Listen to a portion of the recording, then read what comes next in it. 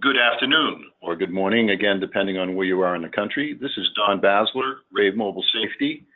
I'd like to thank everyone for taking time out of your day to join us for this webinar about how Seminole County, Florida, protecting its students with Rave Panic Button and Mutualink. Before we get started, I've got a couple of housekeeping items I'd like to address.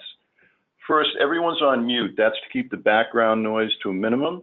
And because of that, if you have questions, please enter your questions in the question tab in the GoToWebinar panel on the right-hand side of your screen. We'll answer those questions during the webinar if it makes sense, or at the conclusion of Captain Francis' presentation. With that, let me see if I can make the slide go forward. We are fortunate today to have Captain Richard Francis, the School Safety and Security Director at Seminole County's Sheriff's Office, as a presenter today. Along with that position, he's an adjunct professor at Mercy College. He's got a master's degree in criminal justice and law enforcement administration from Andrew Jackson University.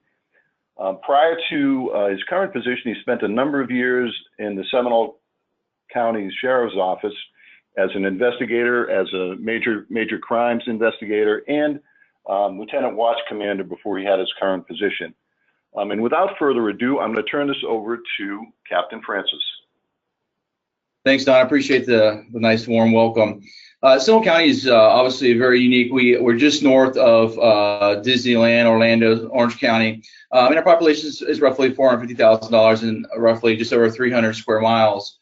Obviously, I'm in a very unique position. Just about less than 2 years ago, there was a civilian who handled school safety in the Seminole County Public School District. He tendered his intent to retire. The superintendent, Dr. Walt Griffin, had some forthright to think about moving school safety and security forward. And he met with the sheriff, Seminole County Sheriff Esslinger, and asked if the sheriff would consider taking over the role as school safety and security director.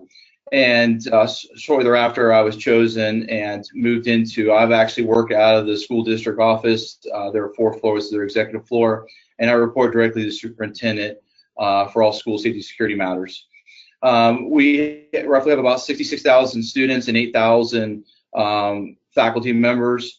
Some different unique things that we've done in Seminole County. Not only is there a executive level from the sheriff's office at the school board, but there's also, we've made the decision to have a single officer or deputy that's fully trained in every single one of our schools. So all 61 schools, we have a dedicated officer or deputy in the school. And if the school falls within a city, the city has the first right to fill that position with obviously a trained school resource officer. If they are unable to or unwilling, then the sheriff's office picks up that school. And we do several incorporated schools within Seminole County. One of the biggest changes that I've made, obviously, we wanted to bring some uniformity to each school. So if an incident happened at school A yesterday, today the same at school B, the response would be the same. The superintendent, myself, the sheriff, and all the municipalities, police chiefs meet on a regular basis, and obviously safety is our top priority. There's been obviously a change around the United States when it comes to schools, and we are trying to stay a step ahead. Not only do we have a school resource officer deputy overseeing the school, but we've really taken a different role in the schools, whereas we've taken my plan is to have the school officer or deputy take the burden off the principal and his or her staff when it comes to safety and security. We don't exclude them, but we are doing all the heavy lifting when it comes to safety and security. And that's from risk mitigation to basic facility enhancements to training staff, for example, active shooter response, et cetera. And one of the day one when I came over here, everything prior to my involvement was low cost or limited cost initiatives. There was a lot of broad stroke approach when it came to safety and security. So what was good for a high school was good for an elementary school. And I could provide example after example where that makes zero sense. For example, if an incident happens at a high school, a real world incident, and there's kids abroad, those kids are going to evacuate themselves, and we should allow that in a safe and orderly manner. But in elementary school, I can't expect a kindergartner to be able to self-evacuate. So obviously some changes had to be made, and to school response plans, et cetera. And day one, I wanted to bring technology into the equation, and hence that's where we're at today when it comes to the soft panic button. And the wonderful thing about Seminole County is they've, with our partnership with the Sheriff's Office, we've been able to bring these suggestions, ideas to the table, and thankfully, with the superintendent's blessing and the school board's approval, we've been able to move forward with a lot of initiatives. And obviously, the soft panic button was one of the first ones that we pushed across the finish line. And the nice thing about when we started looking at this, when I started looking at this technology, I wanted to have something that was very user-friendly, that something that was an easy sell to the end user, which we, prior to, I use this same example over and over again. Last year, prior to Rave and Mutualink, and I'll go into that partnership and relationship, how it's helped me. If I'm a custodial person and I am picking up garbage at a high school, a large high school, and I see a vehicle drive up and a male get out, looks like he's carrying a weapon, historically that has worked, or that janitorial staff picks up a walkie-talkie and try to radios the principal or his or her designee and pray that obviously they pick up and that there's a good connection, and that the custodial person obviously is not elevated where he or she can have a good conversation with the principal, and then we put it back on the principal, and some they're all not created equal. Some are strong, some are not so strong when it comes to this aspect. And then their decision making, how fast is it going to, for them to make a decision? Do I lock the school down? Do I not lock the school down? Do I call 911? Do I call my school resource officer, deputy? So that was prior to the Rave and Mutualink soft panic button. Now my belief is if we have faculty that are employed with our school district and we trust them to teach our kids, we should be able to allow them and afford them the opportunity to create an emergency. Again, going back last year, the principal and or the officer or deputy on scene was the only persons that could activate a lockdown in the school. And for obvious reason, that makes zero sense. So, now we put that ability in everybody's hands. If they're an adult on campus, they're one of our employees, they should be able to put the school on lockdown. That's where the Rave soft panic button comes into play. Now everything's immediate. That same scenario today, the custodial person's out in the parking lot, sees someone pull up that doesn't look right, they activate that panic button, whatever button obviously it correlates with what they're seeing. And the nice thing about that's instant notification. For us, it's instant notification to everybody on campus that has downloaded the Rave soft panic button, the whole executive group at the district level, also local law enforcement in that general area. So we've taken the local deputies or officers that are surrounding the school that are normally on day shift, and we've uploaded their phone numbers and or uploading their phone numbers into our database. So they're getting instant notification. So that's earlier scenario I just posed, which if you put that on a stopwatch, at best it's 2 minutes. That's not a litany of questions that the principal could ask or the custodial person's ability to articulate well. We've eliminated all that. Now it's instantaneous, and then now with the partnership with Mutualink, not only do we have a very user-friendly platform, and as you can see from the slide, it's 5 easy buttons, and then with the staff assist, and we use the staff assist on a daily basis. We had already within the last 5 days, we've had a real-world incident where we locked the school down by using the Rave button. It worked out seamless. And also, there's fire, medical, police, 911. The staff assist button, what we like, and we use it all the time for, is we have 10 canned responses. For example, principal needed in cafeteria. Any administrator can put that. And then, of course, on the back end for law enforcement, a lot of the questions, if anybody's ever called 911, there's a litany of questions, obviously, the 911 operator needs to get. A lot of that stuff is answered already because we know what emergency they're clearing. We know who they are. We know where they are because, obviously part of this soft panic button is we have a geofence over the school, so we know that that phone is within that footprint of the school, and also from a tactical standpoint and an incident management system, as we did this a few days ago. We had a school go on lockdown. We were able to immediately grab the video. And so even if it was a worst case scenario and the school's not able to assist us, we can get into the video once an incident's occurred. They push the button. We've married that incident with Mutualink. We're grabbing the videos live, and we can make instant tactical decisions based on what we're seeing without any information coming from the school, which is priceless. And again, that notification is instant. Instead of the dispatcher taking that information, dispatching it, the road, the school resource officer, and anybody within that school. And I'll rewind to a year ago incident, which was kind of the icing on the cake for us. We had a large high school go on lockdown.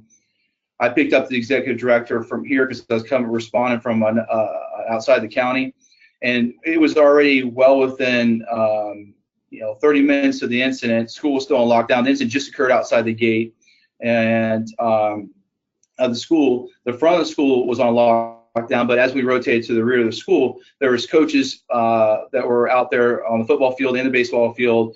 They had no clue what was going on. The Rave button eliminates that. The coaching staff has that information. They're getting those instant notifications. There's no questions, and that's a lot of the footwork for us, is getting that push down information.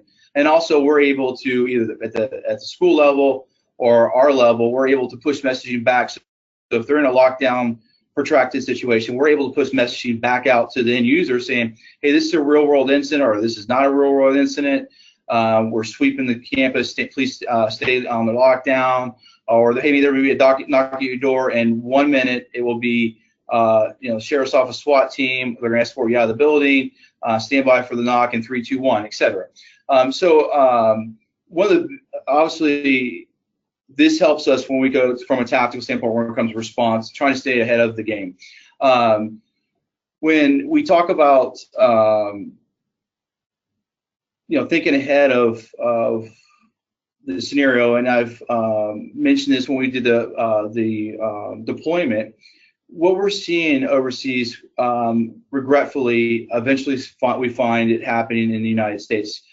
So we're just trying to, as a district, think outside the box, try to bring technology forward into the schools. Obviously, it comes with a cost. I also have to be very fiscally responsible. So every penny that I'm spending on security and safety is, in theory, taken away from the academic side. So obviously, when I look for a product, I want to make sure I'm getting the most money for a bang for a buck, and that's where this great relationship with Seminole County Public Schools, the Sheriff's Office, and Mutualink and Rave. As we move forward, we'll continue. Right now, we've only been using the Rave app for just over a month. We have about a 50% deployment ratio in schools. Obviously, we have opted to have it a voluntary system in our schools. There's only a very small percentage of our executives that have an issue phone, so we are at the mercy of the employee downloading the app and doing it. But obviously, like this past last incident from that school, we do a hot wash, and we talk about, the teachers obviously knew exactly what was going on because they had the button versus teachers that didn't. There's always going to be this reluctant person, big brother, and when we do our rollout and deployment in the schools, we make sure they realize that once they activate the app, there's nothing forensically that we need to get out the phone. Everything's going through Mutualink, through 911 center on our end. So obviously, we want to put that ability for them to activate emergency in their lap, and then for us to be able to, from a tactical standpoint and from a management standpoint, be able to deal with the threat accordingly. Make sure I'm not missing anything. Obviously, I talked about the staff assist. That's a button that, without fail, is being used every day, and that's something we're highly encouraging it. And when we do the rollout, obviously in the training of the staff, we're asking them, if you're standing next to a fire pull station and there's a fire, potential fire, you don't have to pick up your phone. You can still use those conventional means. This is just another layer. Again, putting that ability, and not only we've seen it over and over with community policing. It's not really the incident that people fear the most. It's just that everything that comes with it. So obviously, information is power, and I think, and I hope, and I believe that giving this to our staff. This is a district-wide initiative. The schools are not paying for a dime. This is something that we're providing to them. That we're eliminating some of that fear by giving them that ability to activate emergency. And then, for example, you see the large active shooter one. That same scenario I just represented earlier with the custodial personnel in the parking lot. That's not an active shooter, but obviously that button is the closest one that offers the situation. And of course, a gentleman getting out of a vehicle with a rifle is not an active shooter that second, but instantaneously that could turn into an active shooter. So we're asking them. And secondly, we're encouraging them, just like we have a campaign for students, you see something, say something. This incident we just had this week with the lockdown, the teacher thought she saw something. She immediately pressed the button, locked it down. Obviously later on, it did not come out what she thought she saw, a shotgun, and it was not. But obviously we went through the motions of clearing the school and everything like that. That employee would never be criticized or anything like that, because we expect this and we encourage it. Just push the button. We can always unwind this. It takes instant to bring it. Obviously notification goes out. We can always unwind it once it's depressed. As I mentioned earlier about the Geofence. The nice thing about the Geofence is, obviously it's something we set up here local, the district level. We included the whole entire footprint of the school. So if someone's out in a maintenance shed, 200 yards from school, but still in the school footprint or a parking lot, we are capturing that. And the nice thing to note also is, and we've had this question come up many times, can I activate this app when I'm not in school? And the answer is obviously yes.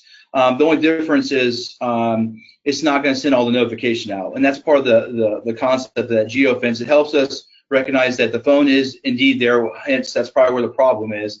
And if we have multiple teachers hitting that panic button, and we know that they're isolated to building 1, there's a good chance that if we're not getting any further communication from the school, that is where the problem is currently or was. So obviously that's where we're going to send our resources to. And also, we have floor plans attached to there from a command standpoint, and we have command modules that myself and a couple other individuals within the sheriff's office can take mobile to an instant command center and work remotely from there. We obviously, some schools are a lot better. We're seeing that our elementary school level, we're almost 75% across the board. Some other like middle schools were a little bit more reluctant for whatever reason, and we're continuing to bridge that. We've dedicated a person, Seminole County Public School employee, and also the school resource officer deputy assigned that school as kind of the contact and conduit for this initiative. Obviously, we do believe this is something that not a lot of other districts are doing. I get calls pretty much on a weekly basis. I know Mutualink has, so is Rave, about why we're doing it, the benefits, and we believe we're going to continue to stretch the envelope where we think we can do better. Some stuff we'll be able to talk about when it comes to school safety and security initiatives. Some we're not going to be able to. And obviously, the nice thing for Seminole County specifically is we've had a relationship with Mutualink for at least 6 years. And when we started looking at the platform, when Rave and Mutualink joined into a partnership, it was an easy decision for our competitive process. They hit all the check marks we were looking for. And that's one thing when we're going through the process. Not only wanted user friendly, we wanted to have some checks and balances when it came to to eliminate false positives, so eliminate those false alarms. Law enforcement in general, when it comes to residential and building alarms, about 80% of them are false alarms, and obviously it's a cost associated with that. So with the Rave app, there's some built-in safety features to eliminate false alarms. One of them is you have to hold that button down for 1.5 seconds. Secondly, in order to get all the notifications processed, you have to be within that geofence. And lastly, once you depress the button, you need to hit another confirming that you want to call 911. So there are those steps to eliminate those accidental dials. And again, the whole idea is not to necessarily address the active shooter, which is obviously a big important part of this, but it's more global thinking, long-term wise, how this smart technology can be used for other aspects of school safety and security.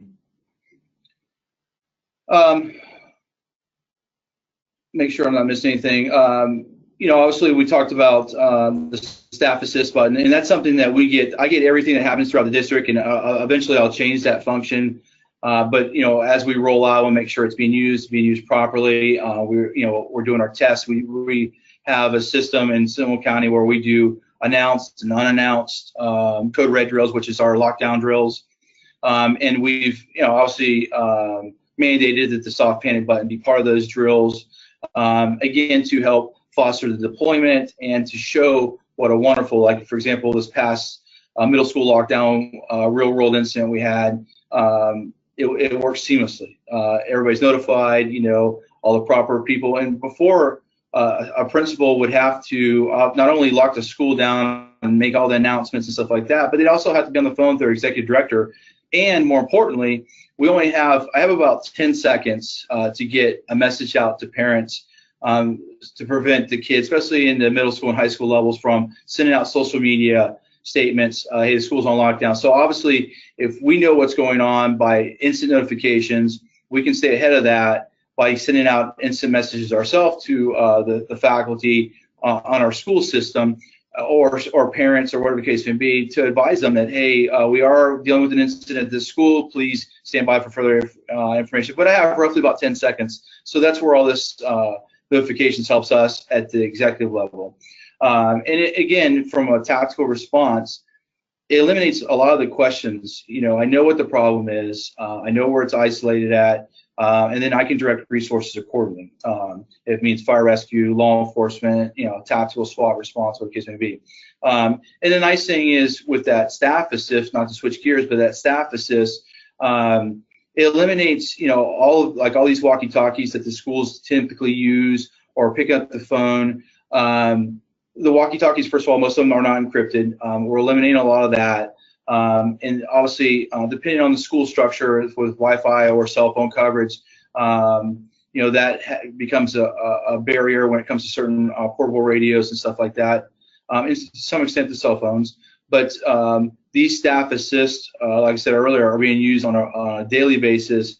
It's instantaneous. And again, like for example, the medical alert button on the homepage there, the principal gives us the information who he or she wants on there. So only those people are getting those notifications. Of course, the active shooter, everybody's getting notified. But when it gets down to medical assist or the specific staff assist principal need to hear, that's only going to the principal or the SRD or SRO. So that's where it's unique about this. So we can customize it and make sure that the right people are getting those instant messages. For the medical, we've included CPR trained, AEDs, location, and people that are trained to operate them. So obviously you can see how this tool has helped us in the schools. And obviously I will take any questions anybody may have. I also, I think my contact information is provided. If anybody wants to contact me later on with questions, I'm more than happy to answer questions going forward. Thank you, Captain Francis. We do have a couple of questions. The first one is, what kind of resistance did you run into adding the app to teachers' phones? That's a great question. I was on the phone with the principal today. Most of them, it's ironic. We took, obviously, I have 61 schools. I have 7 additional administrative sites. So there's a correlation when I go and talk to people. They're hearing it from the horse's mouth. When I tell them that, hey, there's nothing needed on your phone, we don't encourage this, but in theory, they could actually activate an emergency button, lay the phone down, and walk away. Obviously, we don't encourage that, but that's how great this is. It's going directly to 911. We know who it is. We know where they're calling from. We can verify that stuff. We can grab the video with the Mutualink partnership. Most of them, there's always that big brother. Obviously, they have to have a smartphone, which is, obviously most do. But there's always, I've run into questions about, hey, it's, the data it's taken away from that, privacy issues. There's no stipend from the Seminole schools. And, we've, I've talked to, obviously another school district that beat me to the punch when it came to activation on this. And, obviously we use every scenario like this past week's scenario with a middle school that we put on lockdown. We do an after action report, and obviously we publicize lessons learned. And one of the positive things was the immediate notification through Rave. I mean, it's just, and also we were able to immediately, I was off site at a meeting, was able to immediately look at the video from the incident and be able to really, from a crisis management standpoint, I was able to minimize, because we only got one call or one activation, no additional 911 calls. We're able, some other behind the scenes stuff, we're able to start quickly slowing down resources, could realize this may not be what it was initially put out as.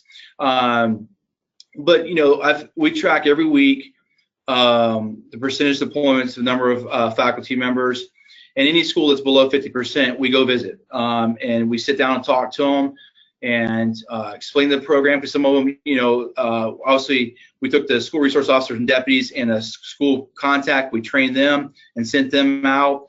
And again, just like anything else, some are better than others about articulating it or being able to understand the product well enough themselves to talk well about it. So we've had to go, myself or my assistant, Lieutenant Martin, we've had to go behind some of them and sell the product again. And again, there's no question about the ability of the product, the benefits of the product. And when we have incidents like we did this week, we're going to share this district-wide, as far as the best practice. We call them after-action reports. We'll publicize that, what worked. And, in this last incident, we've had two significant lockdowns in the last 2 weeks. The first one, I was on scene about 12 minutes later, and why didn't you hit the Rave button? We forgot about it. The second one, the caller, actually, the first person is the one who activated it. And it worked out seamlessly. So we were able to use those as examples. And the nice thing is we have a very proactive school board and superintendent. And anytime you listen to the man speak, Dr. Griffin, about in a general conference, safety and security is his first discussion. It always has and always will be.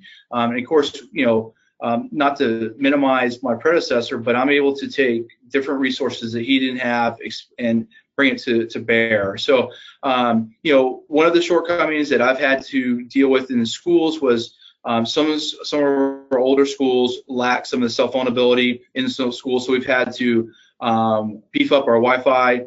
I'm working on long-term plans for enhanced boosters, cell phone boosters in the schools. So some of that has come with just the basic structure of our schools. They weren't meant for safety and security when they were built 30 years ago, nor technology. So that's some of our shortcomings that we're having to deal with. But again, we have plans, we're activating the plans, and it'll continue to grow. And obviously, it's ironic, this building, which I have about 200 people, 250 people in and out of it, employees, we're almost at 99% because if they don't sell it, they understand the importance, and so that's just our mess. We got to get out, we got to keep on these people, on these employees, and show the benefit. And then when we have real world incidents, share those. Thank you. Another question, it's kind of off to the side. Was the system of use during the recent hurricane?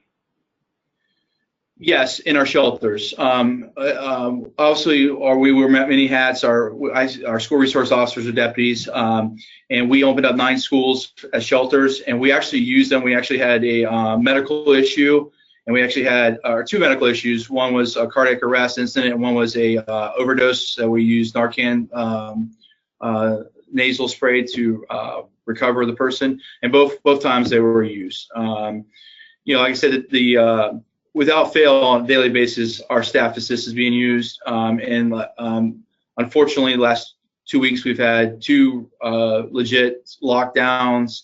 I say legit, they end up being unfounded, both of them. But we went through the paces, and one used and one, and the very first, as soon as I walked in, they were like, we forgot to issue to push the panic button. But it's lessons learned, and as we grow, obviously it's written into our response plan, emergency response plan, and just as education, I get in front of the principals when I can and just keep reinforcing it. Thank you. One more question. You come from a large system with many moving parts. What was the biggest obstacle you had to overcome to get the system in place? That's a great question. First of all, nobody runs at the pace I run, and what I've found is it's just government in essence, and obviously I'm more of an instant. When God was giving out patient, I was absent that day. When I started at the school district over here just under 2 years ago, this is a day one project, and it took me a year to get it to fruition. And a lot of that was, the competitive bargaining and all that stuff, which, I wish it was faster. So the slowness of the process is my biggest hurdle. We're working on some other technology outside of, smart panic buttons when it comes to dismissal management at the car lines and stuff. And I'm running into the same situation where it's just they operate at a slower pace. Thank you. And one final question. I was under the impression that you needed to have Smart 911 in your area to use the Rave panic button. That is incorrect. Obviously, that's something that we are moving to, Text 911, Smart 911. We actually have it. We just haven't completely deployed it. And the answer is that you do not. And I know Mutualink is on the line here as well. And if they want to chime in on that subject, we would love to be there. And obviously, we're hoping that this would propel that in Seminole County. But we have it. It just hasn't been completely rolled out. But you do not.